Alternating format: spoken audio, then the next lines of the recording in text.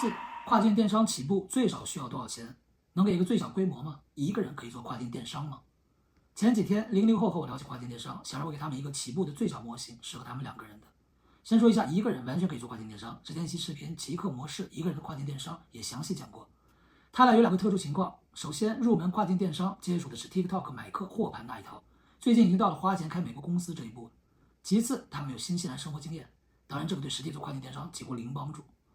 我給他们的最小起步模型是：1. 先開亞馬遜澳洲站；2. 選品建 listing； 3. 發貨至澳洲亞馬遜 FBA 倉庫；4. 亞馬遜站內廣告運營 POST 的帖子運營；5. 自己尋找當地網紅，創建達人數據庫。起步資金就是之前買客貨盤被騙那些錢，應該在5萬以內就夠了。為什麼這麼設計？首先，因為有熟悉感的東西入門會更容易堅持一些。有新西蘭生活經驗，所以選擇澳洲站。當然，前提是我對澳洲站的實測。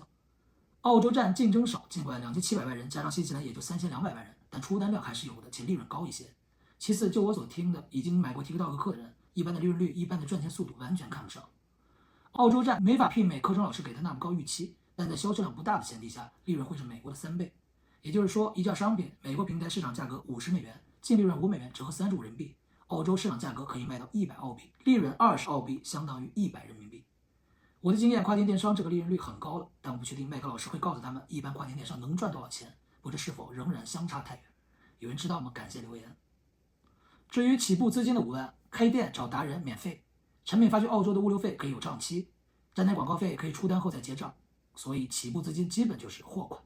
生產半個月，國際物流1個半月，銷售2個月，你的起步資金分配好，1年可以滾動3至4次，穩定後1年可以賺15至20萬人民幣。這基本就是跨境電商品牌出海的最小模型了，後續實操可以在這個基礎上做加法、做乘法，以後再聊。